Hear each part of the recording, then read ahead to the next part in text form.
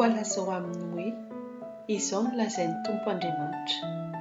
Tsy hahemotra intsony ny teniko, fa ny teny izay lazaiko dia ho tanterahiko, hoy ny Tompo Andriamanitra.